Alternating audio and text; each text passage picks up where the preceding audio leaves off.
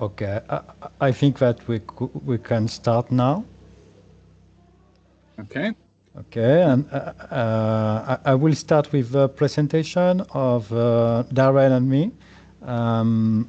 So welcome to this webinar dedicated to the ALTE Q-Mark to explain you more about what it is the Q-Mark, what we are doing with that. So Darren is working with the University of Cambridge and is a member of the standing committee. And I am a member as well of the standing committee, and I'm the chair actually of the standing committee. So what we will do today is to give you some input about what is the ALTE Q-Mark and what is its importance with the quality language assessment.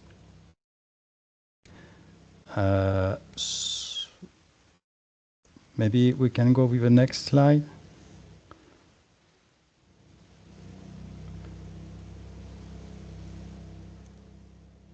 Thank you. Okay. So before to start with the second slide, thank you. I just want to give you some context about what have been done with ALTE during the last 20 years, because it's very important to understand that. What ALTE has done during the last 20 years is to work a lot with the quality of language testing. A lot of people work on that, because you can imagine that 20 years, it's a lot of time.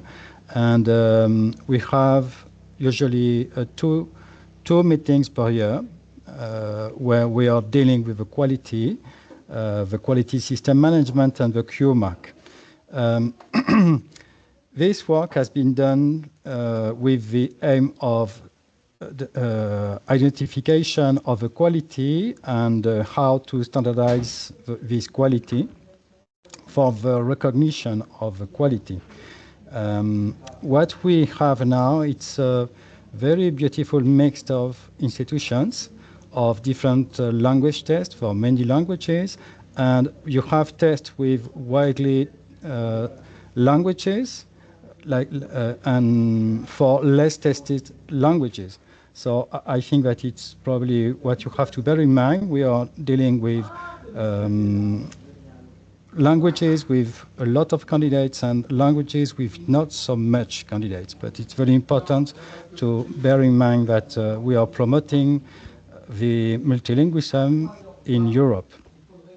And all the work that has been done with the member of ALTE, what we call the Quality System Management Working Group, and the Standing Committee. The Standing Committee is a body who is in charge to revise the audits of our members and to decide if you get or not the Q-Mark and what you're doing if you're not getting the Q-Mark. So probably the first question is, what is a language test? This question for us is very important because we always revise that this definition is not changing, because it could be the case. For example, now with what is happening with artificial intelligence. And we need this definition to be ready to audit what the people want us to audit. So basically, what we call a language test is a test with a systematic method of assessing an individual proficiency, usually in a specific language. Until now, it's what ALTE is doing, it's to audit examination for specific languages. The test scores provide a representation of an individual language ability, allowing for comparison and assessment. This is very important now because people are using different kind of language tests for the same language, and we have to bear in mind that we have to compare the results of this test and the quality of this test. So the language tests are used for various purposes. Usually now it's most of our examinations are used for immigration and visa applications, university admissions, or jobs application, or what we call professional skills recognition. Next slide, please. Thank you. Why it's very important to get a reliable test score? It's because usually we have to make decisions of people, and we want these decisions to be informed and to be fair with our candidates. So basically, reliable for us means fair. There is no fairness with no reliability, and there is no reliability without fairness.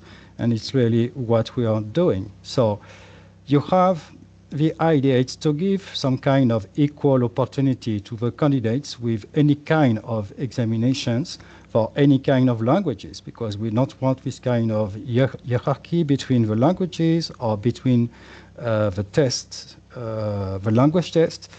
You can have, for example, for the same language, different kind of examinations with very, very different specifications. And it's really what we want to promote, the diversity of the language tests and the opportunity to have a high level of information about the quality of each of these tests. Okay, next slide. So usually we are using the CA4 as a framework for language assessment in Europe. It's what we are using. But you know, it's probably what 90% of people are doing in Europe, but it's based on consensus of the use. It's what the people want to do. So it's helped us to standardize our examinations, but obviously it's not the only framework. You have more frameworks, but basically it's what the people are using now. Next slide, please. ALTE is promoting a high-quality language assessment globally with the idea to go with validity, reliability, fairness in language tests, and to be sure that we are promoting multilingualism with quality for any kind of languages or any kind of examinations or specifications. That means that we don't have an idea about what is a good test. There is not only one kind of what should be called good test. We think that you have to get the freedom to develop your specifications, taking into account the use of your examinations. And based on that, we will check if the quality is aligned with your specifications and the use of your examinations. And again, we are not splitting validity, reliability, fairness. We think that we have to take into account all these different dimensions in the test. Okay, next slide, please. So ALTE, the mission of ALTE is to promote the quality and the fairness in language testing. This is very important for us to maintain this policy. We have key initiatives. So for that, to maintain the quality, we are promoting, for example, all the kind of alignment of settings, standards, to help the institutions to understand how to deal with their examinations. So what we are doing, for example, is to take into account of the context of your examinations and to probably to come with some advice or consultancy to help you to set the standards of your examination. The idea is to maximize the impact, because our idea about language assessment is that if you are taking a test, it's for recognition, the language recognition, and it's why people are using a certificate.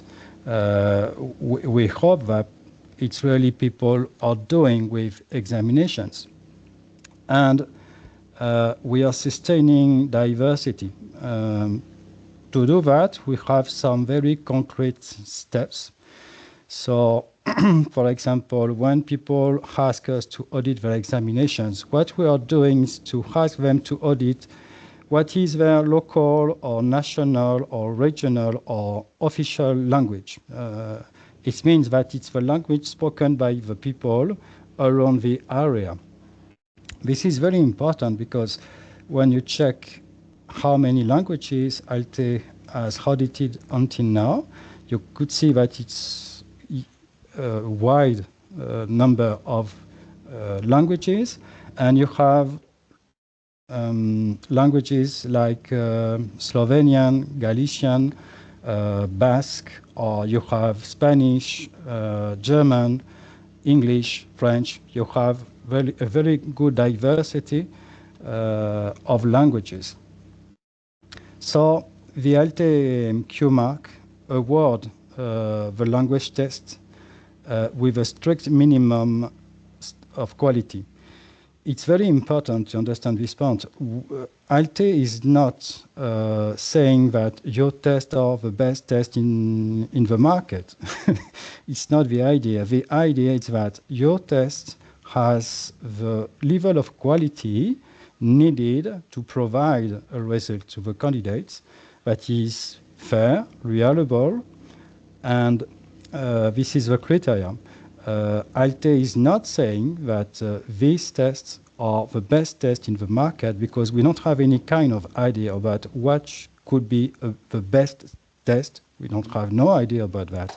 But we know that this test has to be used for specific uses, and your specification should be online with the kind of uses that you have for your examinations.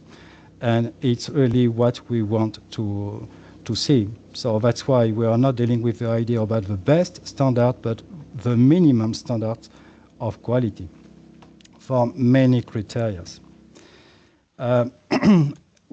ALTE has full members and associate members. The full members are organizations who have passed through a rigorous audit process for at least one of the tests. So if you have some examinations, you pass the Q-Mark, you can get the membership of full members. If you are not audited by ALTE, you can get the status of associate members, and you can schedule, for example, to have some audited examinations in the future, is what you can do, or you can just take time to improve your examination before to go with the audit. But basically, it's what is our membership. We have full members and we have associate members. Until now, we have 35 full member institutions. It means that they pass through an audit for all of them. And this is about 25 European languages. So I think that it's a significant amount of languages audited until now. And we have some widely tested languages like English, French, Portuguese, and less commonly tested languages like Estonian, Galician, Luxembourgish. Until now, we have 140 associate members. There are organizations worldwide aspiring for language testing professionalism. So the idea is that they are coming, for example, to our conferences. They are taking some training. So they are active in the association, and they are getting probably some inputs to increase their level of knowledge, their literacy in assessment with the ALTE members. And now we have institutions from all the world in the 5 continents. So you have some example of Africa, Asia Pacific, South America, Middle East, Jordan. Okay, next slide. And here you have the link to get some information about the Q-Mark in our website.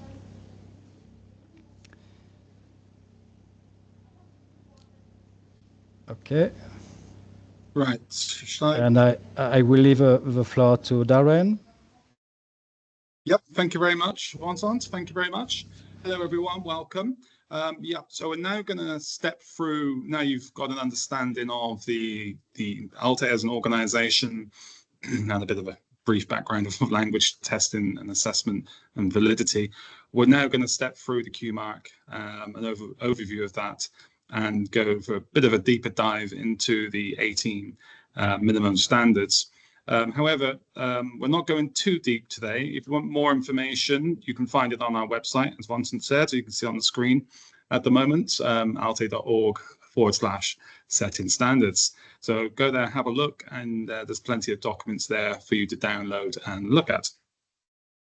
Okay, so let's give an overview of the Q-Mark. It's like Vincent said, it's the quality symbol. It's about quality assessment. And when we think about assessment, we think about validity. If a test says that it's a high stakes proficiency test, there's only one question that we or anybody should be asking, and that is, prove it. Can you prove that you are a high stakes proficiency test? And if people cannot provide that proof, then I'm sorry, it's not. And this is what the quality standard is. It's assurance that if somebody looks at it and the test says what it says, whatever level it is, whether it's a progress test, whether it's a diagnostic test, whether it's a proficiency test, whatever test it may be, if it has the Q-Mark, you know that we at ALTE have looked at it and we've said, yes, it does exactly what it says on the tin, as we say. That's because we have rigorous standards and we don't let anything pass through. We have standards and we're represented by different exam boards across the world, and we come together to come to a conclusion on whether a particular test should have the Q-Mark or not. So we have this commitment to quality, and we're forever progressing this quality standard to ensure that the stakeholders, such as yourselves here today, understand that this is what we at ALTE do. Our job at ALTE is really important. We have this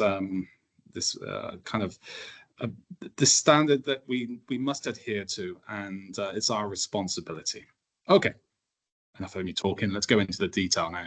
So the key evidence requirements are broken down really across 4 separate areas, which is test construction evidence, administrative systems evidence, assessment methodology evidence, and communication framework evidence.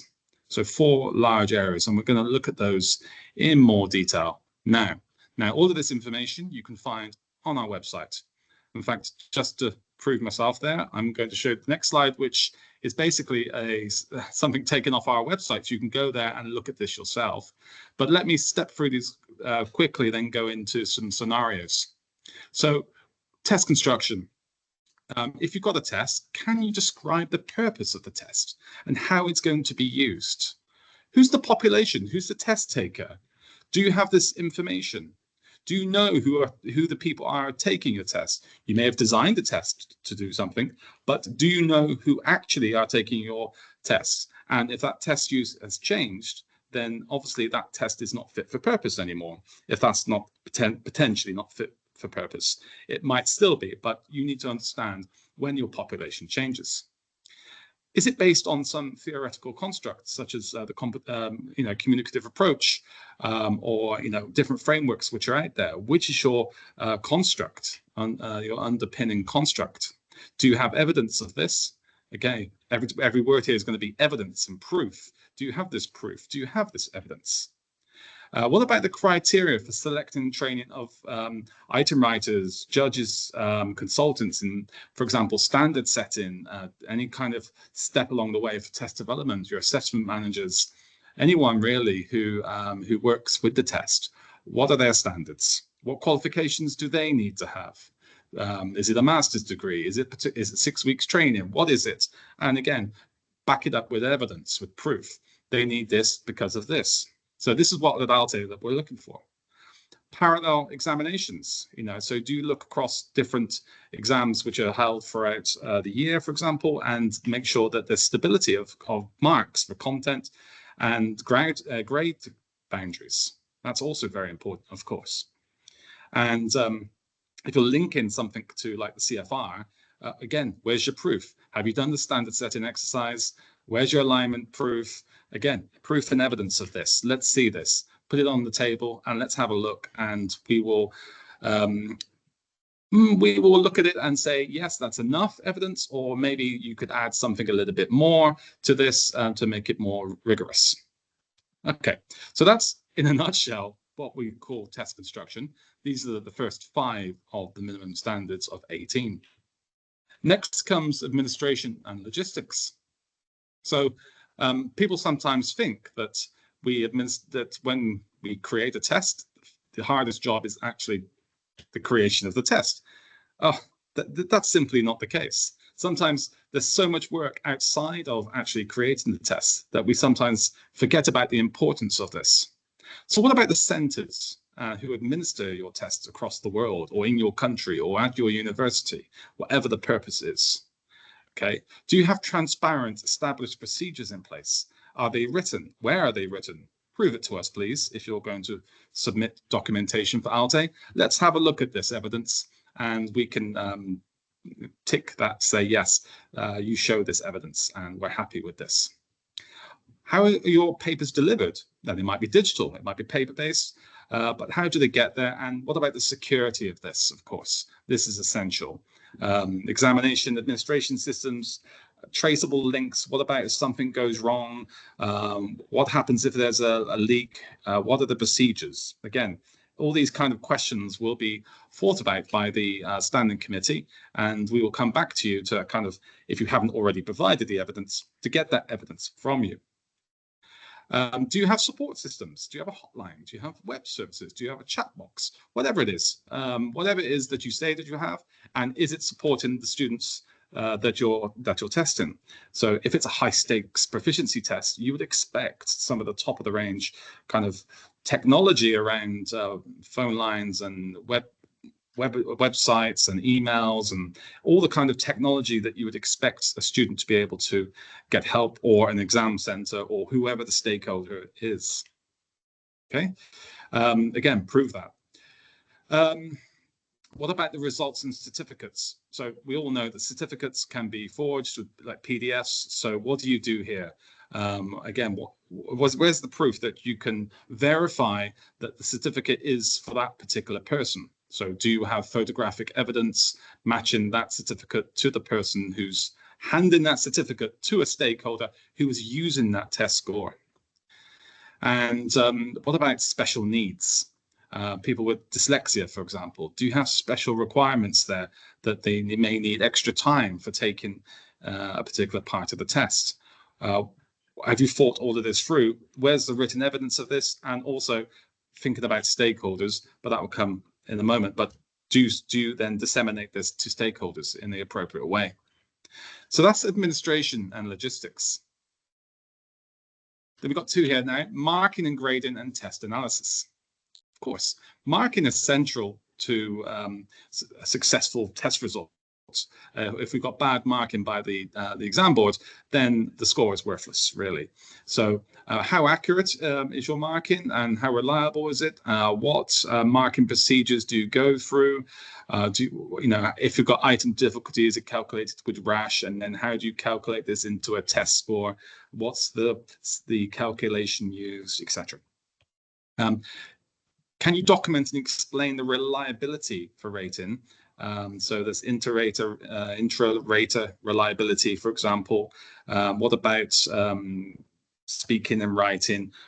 How are they trained? That was another section, but this is about the marking. How do you ensure that your doves and your hawks of speaking and writing markers are actually singing the same song at the end that the mark is reliable.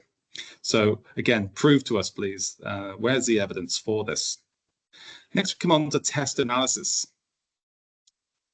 Data, yes, you need to collect data, and you need to look at the candidates, and you need to be confident that their achievement is a result of the skills measured in the exam, and prove to us that it's not actually something to do with their L1, for example, or their age or background knowledge.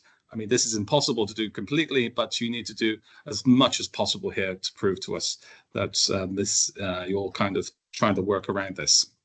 Then we come to item level and task level data.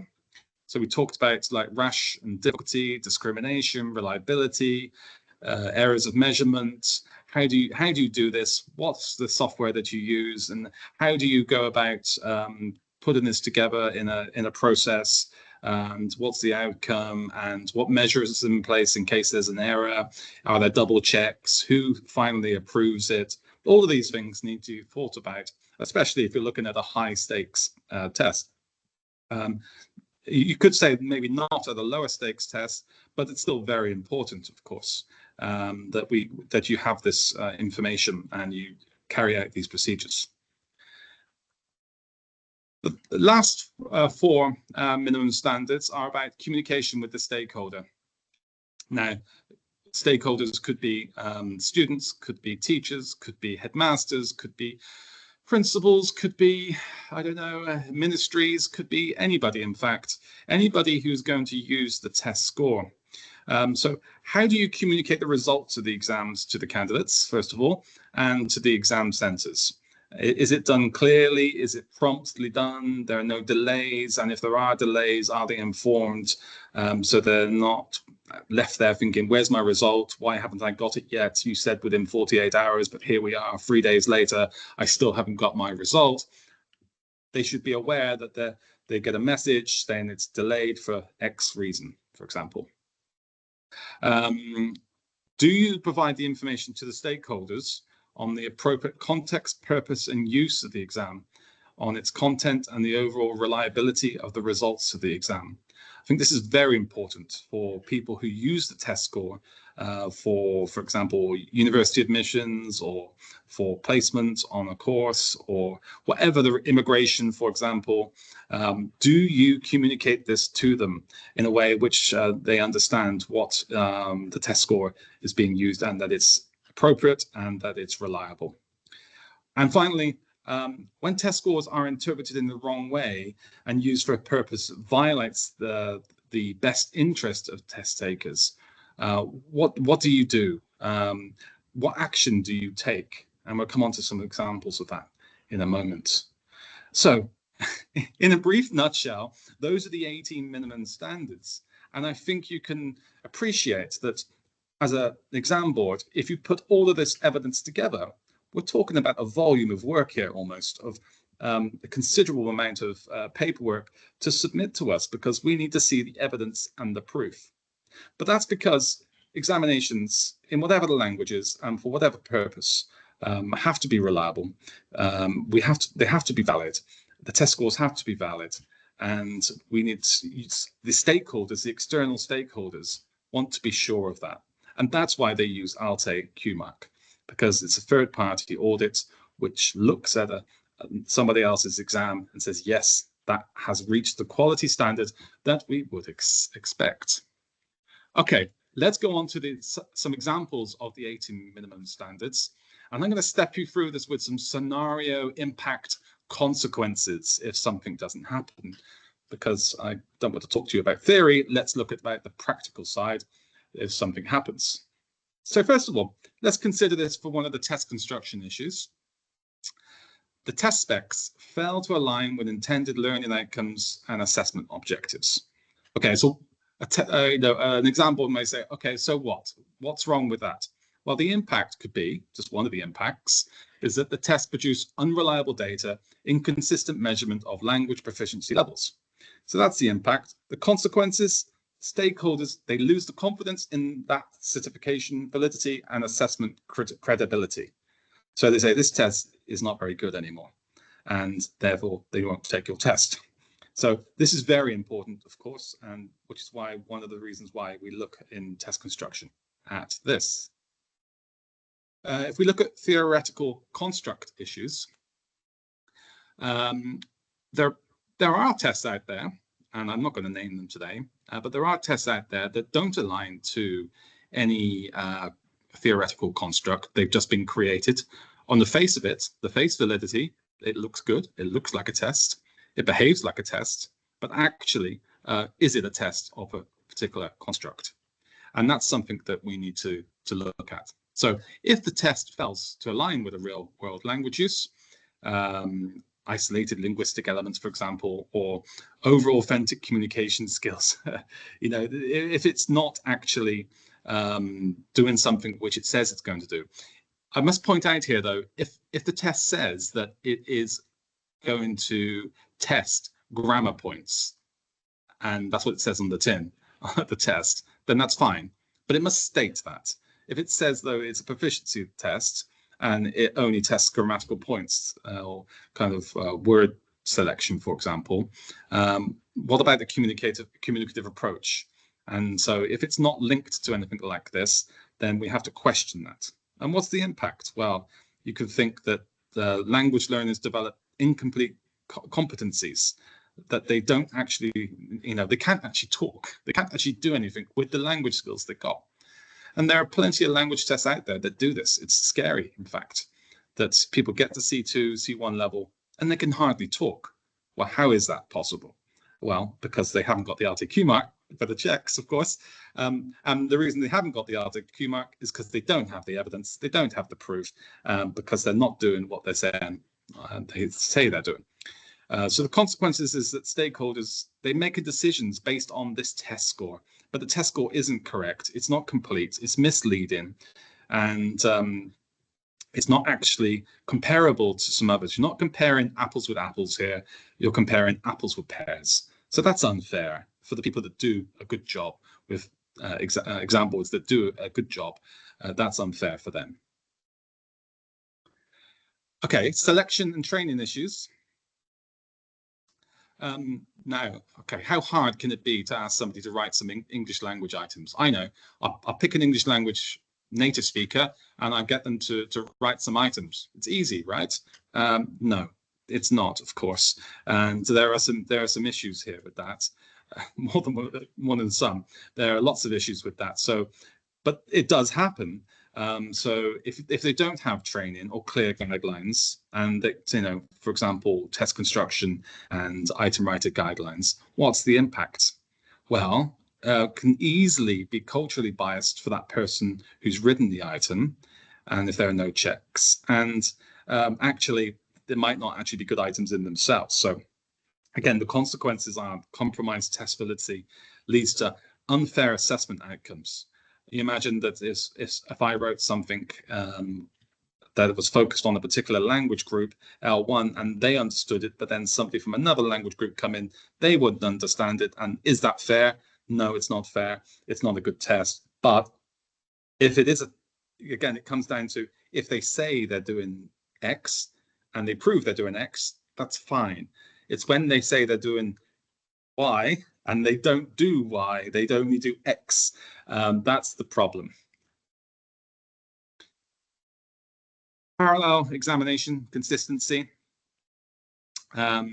So tests administered at different times show inconsistent difficulty levels across different versions of the same test. Okay, how do you standardize this? And this is a problem, and it does happen. You know, even at the largest examination boards. But what's the impact? Score distribution becomes skewed across different test administrations throughout the year. So reliability and comparability of assessment results over time. A C1 is not a C1 this month, but it is the next month, for example. Again, stakeholders, the most important people, by the way, in item production, when you create a test, it's the stakeholders. You always must think about the stakeholders. How are they going to use the test? What are they using the test for? So the stakeholders will question the validity of this test. And they will think it's not fair, and the trust will fall, and then they will stop taking your test. So again, very important. Link into the CFR. Yes, my test aligns to the CFR. Of course it does. Okay, where's the proof? Okay, you don't have that. Well, if it doesn't match to it, well, what's the impact? They reject the certificates. An institution, a university will say, well, that test doesn't test C1. It says it does. And again, I'm pretty sure that everybody on this call can think of an exam board that does this, that universities, for example, don't accept this test. And okay, it isn't that level. So what's the problem? Well, they reject the certificates. The candidates who are told that it is a high quality test by the exam board think that they have C1, for example, but in fact don't. The exam board loses credibility, legal challenges potentially, and probably most important for all of us, that the broader testing community's trust drops and decreases. I think this is really a really important point, because ALTE are here to adhere to standards, quality standards. We're here to ensure that assessment is done at the correct level. That if they have the Q-Mark, if a test has the Q-Mark, that it is at a particular level. And where we don't bend the rules for anybody, we look at and we actually we can and do reject tests that don't provide the evidence. They must provide the evidence so that we can be sure that our face validity, our certification of the quality mark is valid as well. Okay, so administration and logistics issues. Let's imagine that you book 100 candidates into a room designed for 50, and then there's some construction noise next door. So there's disruption, of course, in the classroom, external noise. What's the impact? Well, there'll be some unusual patterns with the test scores. The stronger students who would expect to get questions right suddenly are not getting them right because of the poor testing conditions. And what are the consequences? Well, you get legal challenges arise. Now, how do you, as a test, you need to make sure that all of these checks are in place, so that when you're booking a venue for a test venue, that there isn't building work going on next door. And do you have inspections, for example? Do inspectors come round to your test venues and just drop in when a test is happening to measure the desks, to look at the windows, to look at the lighting, to make sure that the test environment is good? Again, all of these things need to be looked at. Security of materials. It goes without saying, really, that exam papers need to be secure. Imagine they're just sent via post, unsecured mail. What happens is, well, of course, the papers are leaked before the test day, especially for high stakes. It compromises the integrity of the test, and the consequences of that is costly investigations, re-administrations, and test validity, kind of trust in the test drops considerably. And all exam boards suffer with this. It's and people and students and stakeholders and candidates will go to their utmost to cheat. And so we need to stay one step ahead of them if we can. Support systems. Okay, I remember doing a test once I set up an exam center in Ukraine for the first time, and the first test session, and all the computers crashed. We had an inspection on the day from the exam board, and every single computer kept on crashing across the room. An absolute nightmare. But we were there, we had support staff, and we had the exam board actually there inspecting us, so we were able to do it. But you can imagine that the issue there, we had to then resit the exam for these candidates. But they were very frustrated, and they didn't take the test on the day. They had to take it, I think it was 2 weeks later in my example. So you must, give them refunds. What processes are in place? And again, it came at ALTE, we would expect to see refunds, processes, and how do you cope with reviews, and what happens? What steps are in place for support? Security, data protection, cybersecurity breaches. We all suffer them now and again, of course.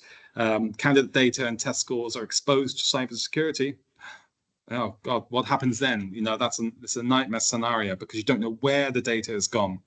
Legal actions come flying your way, and a loss of trust and tarnish kind of reputation, and you incur financial penalties. The consequences, well, out of that, organizations, you know, you have to put in place stricter data protection measures.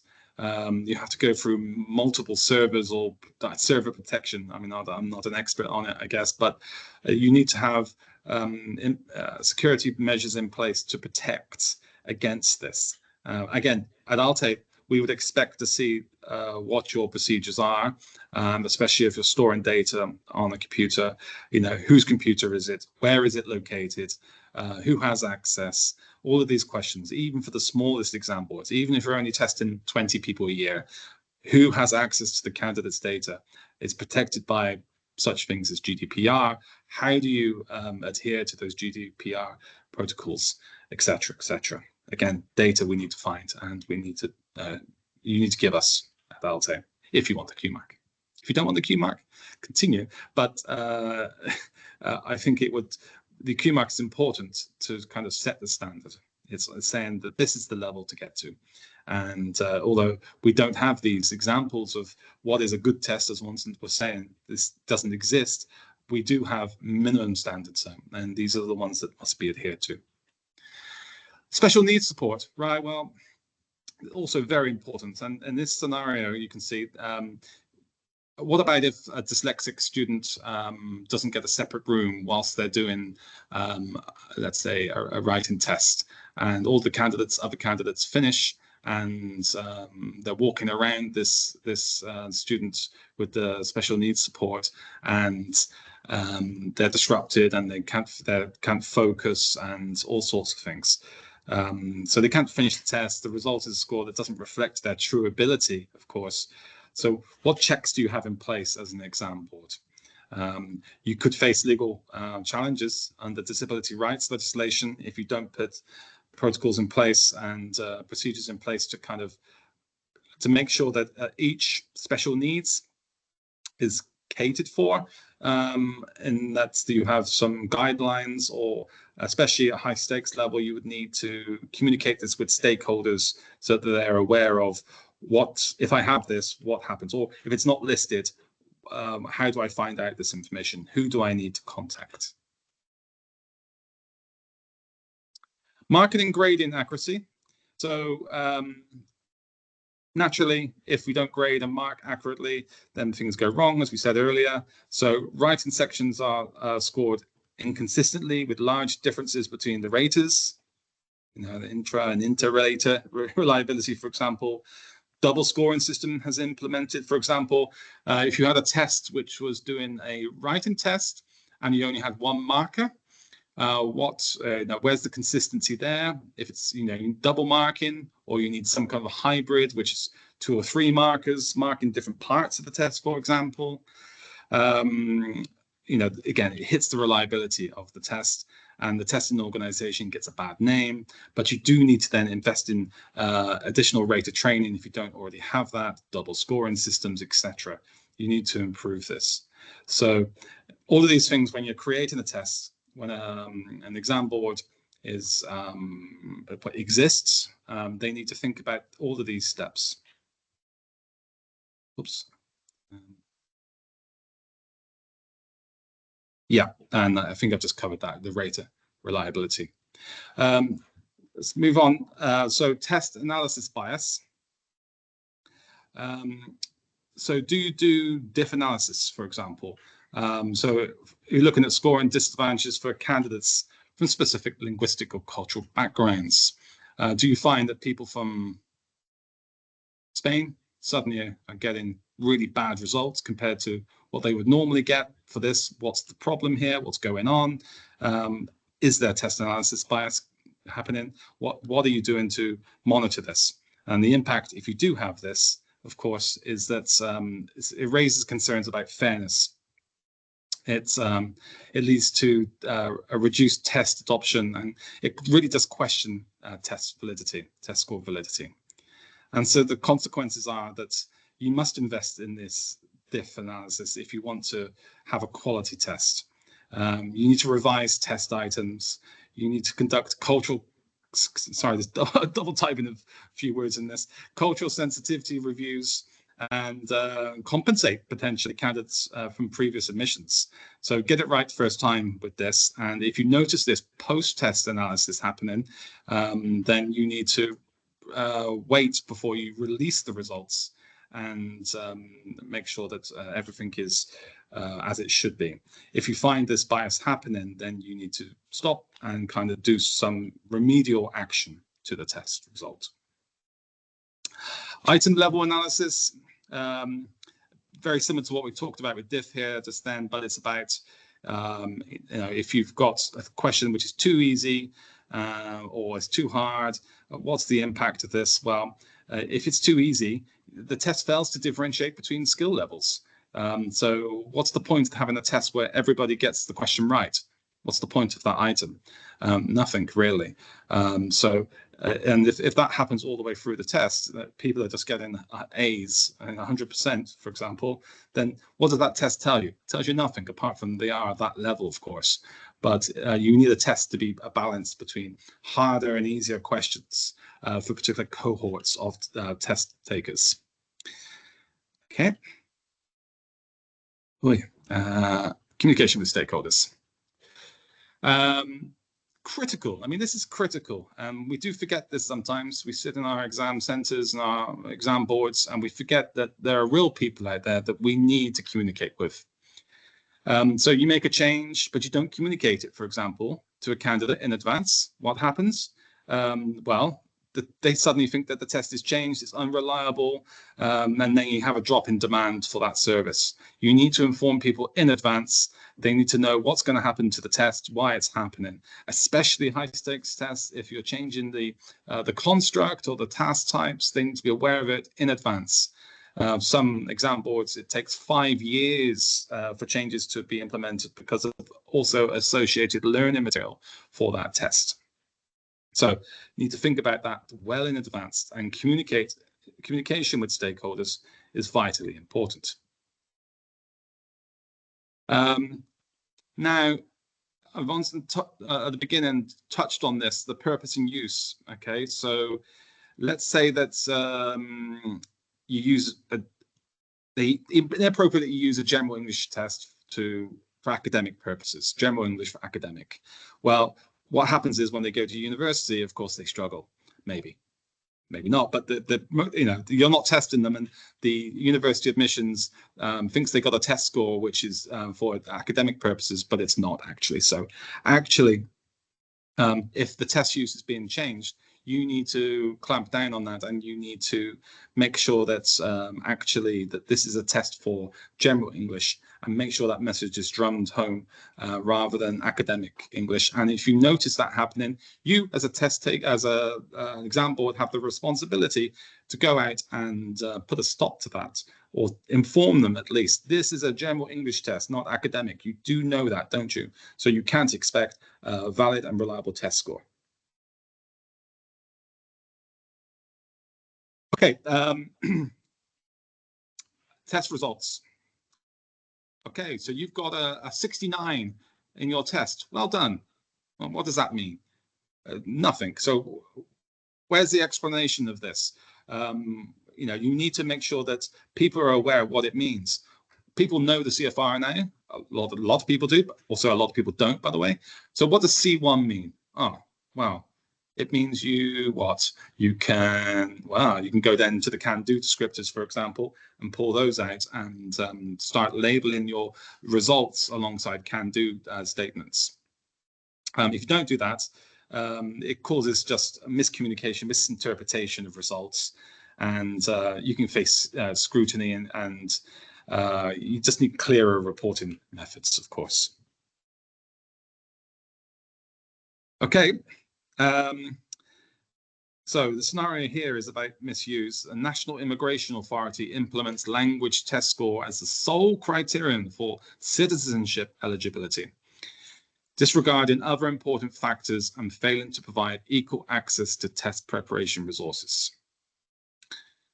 If I submitted this this PowerPoint to the Q-Mark, I think it would fail because all of the duplication in words. So I do apologize. There's lots of duplications of words. So they've suddenly appeared overnight. I'm not sure where they've come from. Anyway, so the impact against the misuse is that media outlets and advocacy groups expose this practice. It raises concerns about test scores, misuse, and they want immediate policy changes from the immigration authority. So it's a real problem that if there is misuse in place, then suddenly this can have a huge impact on people's lives. You have to have strict guidelines against discriminatory use, mandatory training programs for the users, and fairness policies put in place to protect against legal challenges. So again, lots of things to think about here. Okay. I'm flying through these. I do apologize, but this will be recorded. You can look back at your heart's content when we send you the video afterwards. It's about building trust with the Q-Mark. I won't read through this slide, but it's the value for the testing organization. It's about driving recognition for the stakeholder. It provides a quality assurance framework, and it's about international credibility. If you provide the evidence, if you prove that your language test does what it says on the tin, then the stakeholders who use the test score can be sure that it does, because ALTE have given it the Q-Mark. So this is about building trust. This is about trusting a third-party organization. At the beginning, Vincent talked about the different languages, and here they are again. So we got some Basque, Bulgarian, Czech, Danish, English, Estonian, Finnish, etc., etc. And you can have a look on our website and you can find more information about the different languages and also about which tests actually have the Q-Mark as well. Remember, it's the test that gets the Q-Mark, not the exam board, because it's only you have specific documents and validity evidence for one particular test. Okay, the context of use, this is really important.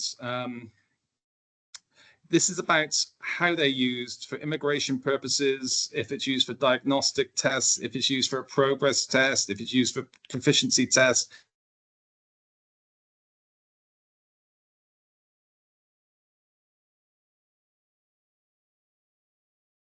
Don't have the checks in place, then there are problems with this.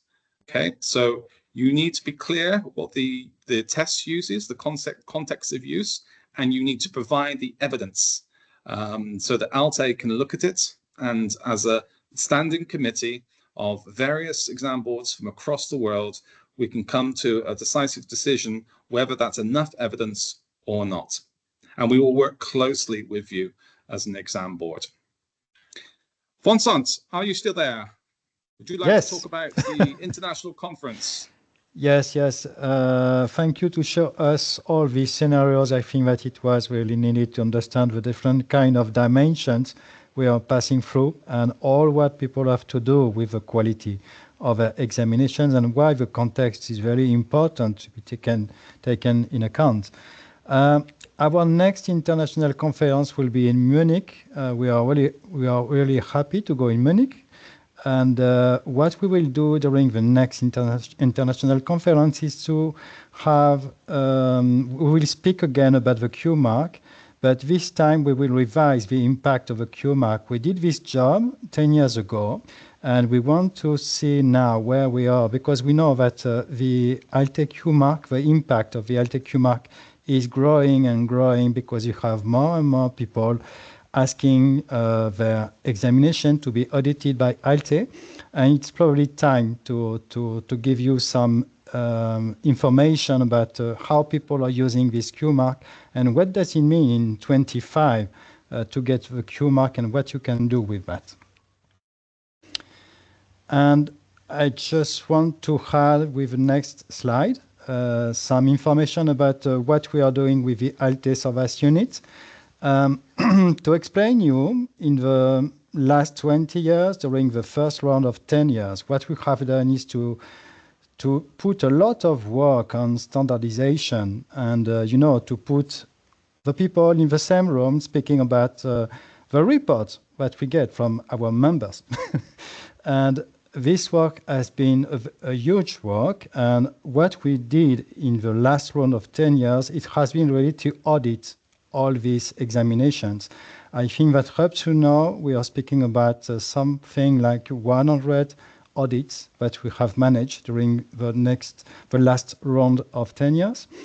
And what we are doing now is to offer the people a unit service to help them before or during or after the audit. So basically, the idea that we are sharing with ALTE, if you want to become an ALTE member, it means that you have some rights and you have some duties.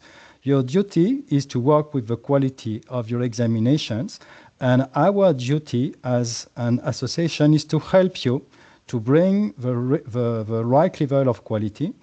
And what we are doing is to offer the people what really they need to increase the level of quality of their examinations. So the service unit, what it's doing is to offer some training. You can get some training with the service unit, or if you have something very specific, for example, you want to get some help to organize your standard setting with a CFR. It's the kind of expertise that we can bring to you.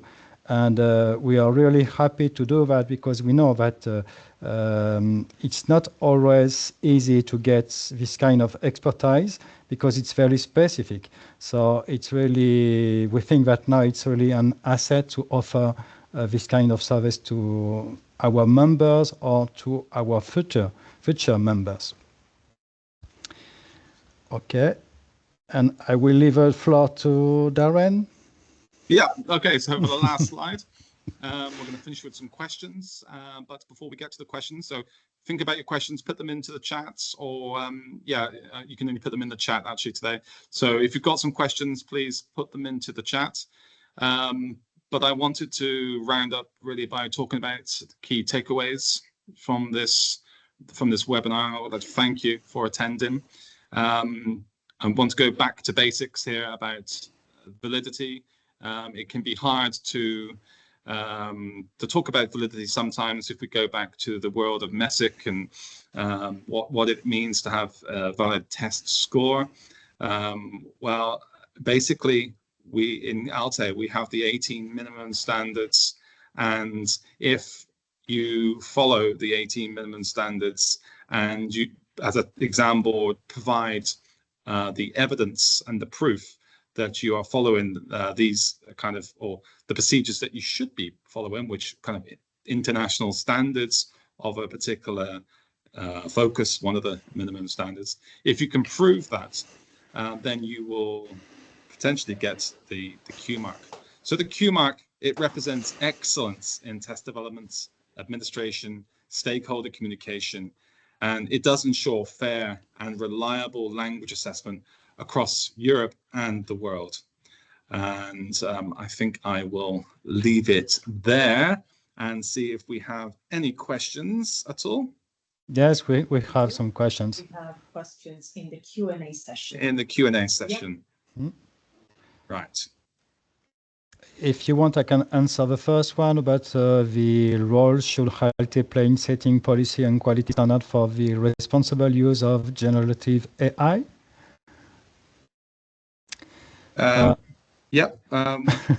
Which that? I can't see that.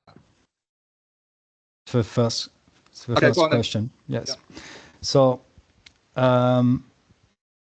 basically, what ALTE is doing is to take in account really the context and the use of the examination. So we are not the kind of institutions writing rules for that, you know. What we will do is to stay on our feet and to check if your argumentation is still valid using generative AI. So it is convincing or not. It's really the question that we will have. So it's not like we are going to standards, but what we are doing is to check if it's still appropriate to do that. We have done this work, for example, with examination used for migration purposes. 10 years ago, it was not so used for migration purposes. The tests were not so used for migration purposes, but now you're speaking about 80% of that. So what we have done is to think about what people are doing, which kind of argument they are giving us, and what we can do with that. So probably, for example, we will have questions, serious questions, for example, with items generated by generative AI and the bias, the cultural bias. Are you sure that there is no at all cultural bias in your examination? Or the other question should be, this is still authentic assessment or not? These kind of questions, what we are doing is that when we have an audit, we have an auditor, and when the report is written, you have 2 super readers and 14 people taking a decision on the report. So when we have questions, what we are doing is to ask the test provider to answer these questions and to start to build an argument to understand if it's appropriate or not for the purpose of the test. But what is very tricky here is that things are changing a lot and very quickly. And it's probably where we have to be very aware about this kind of thing. Yeah, and there was a question also about from Lena. If you say that rules are not bent for anyone, then how is it possible to receive a Q-Mark without covering some of the minimum standards in the audit? Well, Lena, it's not. Basically, it's not possible.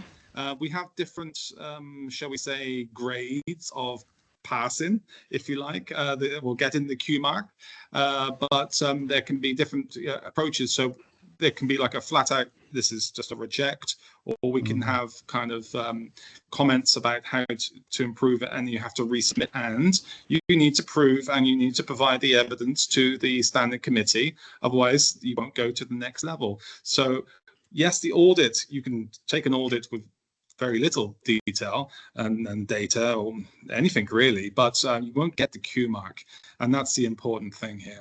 You could be an associate member. That doesn't mean that you have the Q-Mark also. That's very important.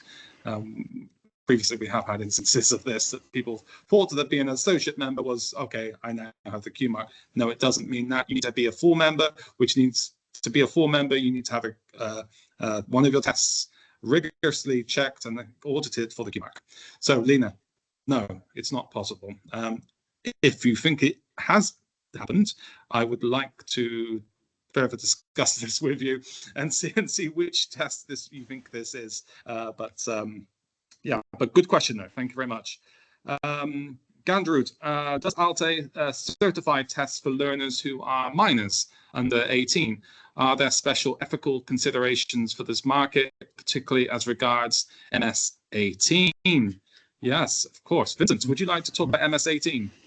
I know it's your favorite. For young learners? Yes, yeah. Yes? Special ethical considerations. Yes, definitely. So what we are doing is that when we have some examination for young learners, we are revising the use of these examinations and to check, for example, what you are doing with these examinations. Do you have a high-stake situation with young learners, what is not really what is expected for them, and if it's the case, how you deal with them. So what are their opportunity to take the examination? Can they retake the examination? What are your criteria? And for example, how many people in the room do you have to assess the candidate? Because you can imagine that at 8 years, it's not really appropriate to get free raters in the room and to get a lot of pressure on this kind of candidates. So yes, we are taking that in account. MS 18 actually is for that. It's to check if the use of your examinations are online with what you can call social values, so that you're not misleading the candidate, the stakeholders. What you're doing is really appropriate. So we check it always to see if it's appropriate or not.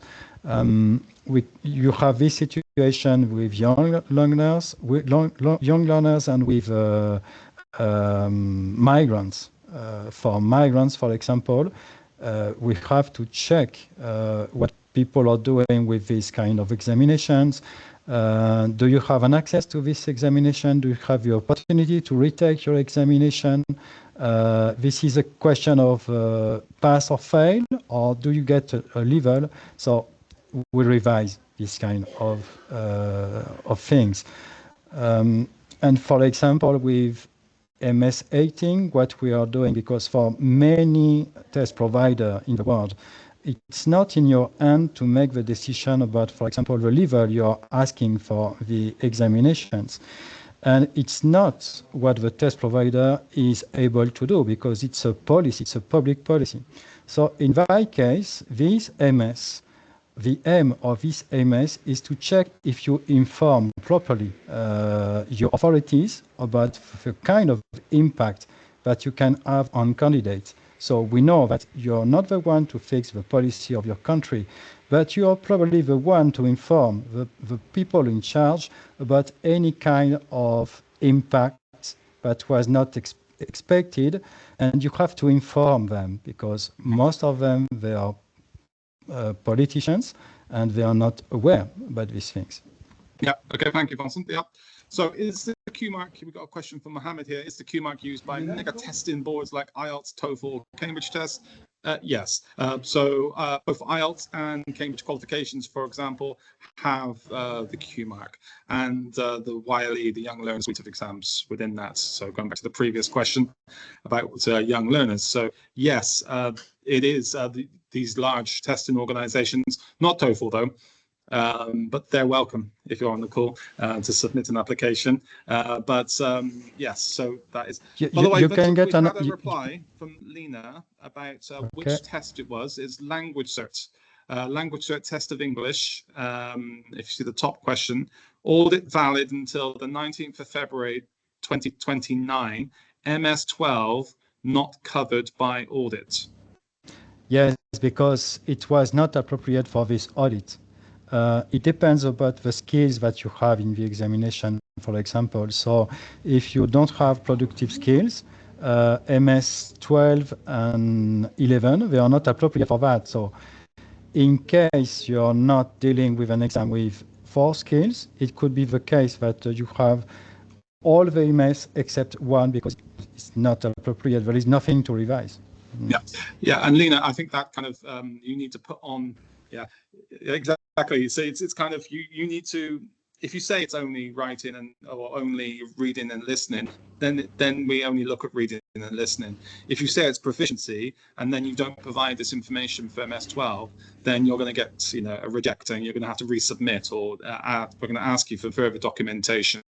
So, but language certs did submit this as they should do.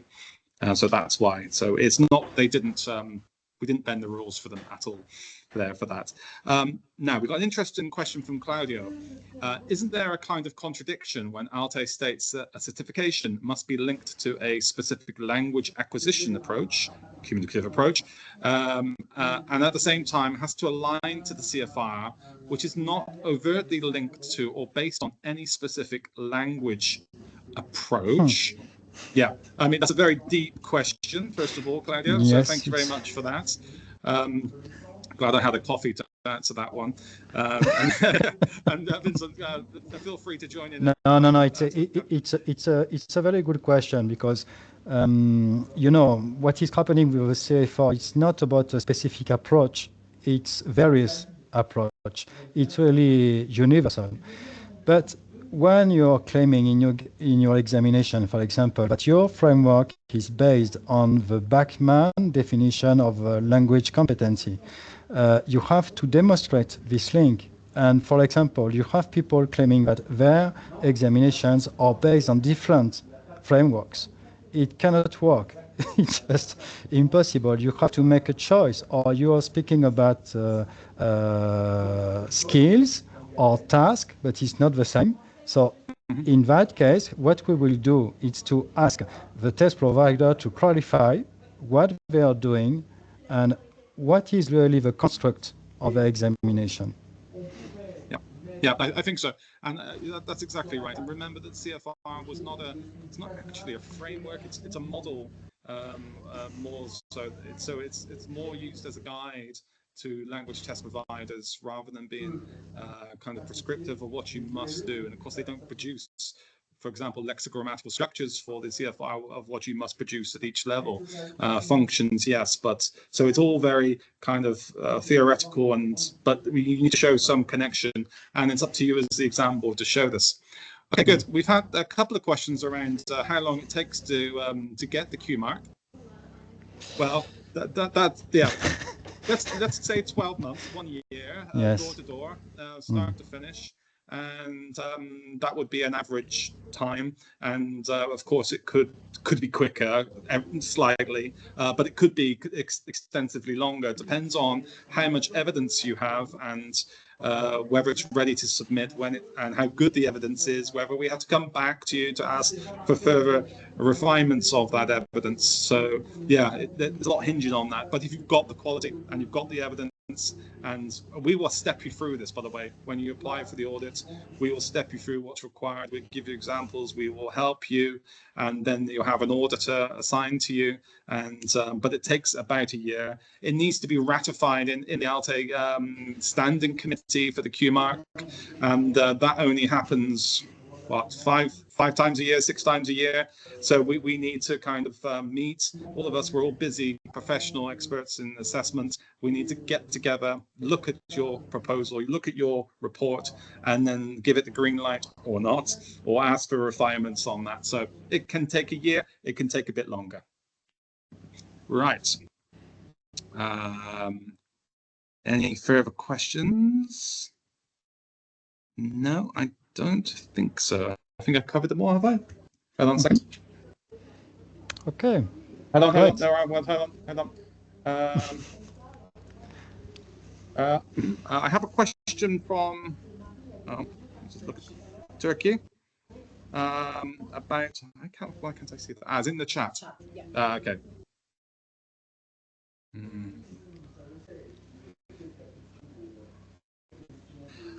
Turkey, can you explain what you mean by this? I have a question, please. Are there any forms while you develop your exam?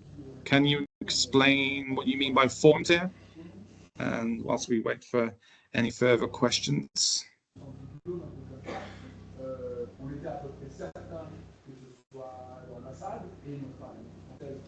So, I mean, it's great that you're here. There was over 100 people here today, so it's good. And I think hopefully you've learned something new today, or kind of garnered some insightful information about how the ALTE works, and how the ALTE standing committee work, and what we do, what our responsibilities are, and how important this is for the larger testing, the broader testing kind of organizations around the world, that there is trust in language assessment.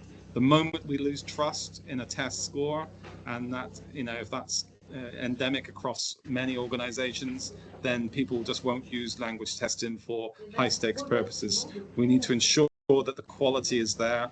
And yes, you can do it internally by saying, we the best test and here's our evidence for that, but more than likely, recognition purposes, administration, entrance to university, they will want to see the evidence from that. And but one way to overcome that evidence, for example, is to say, okay, we only accept exams which have the Q-Mark, and we've got high stakes purposes for this happening right now.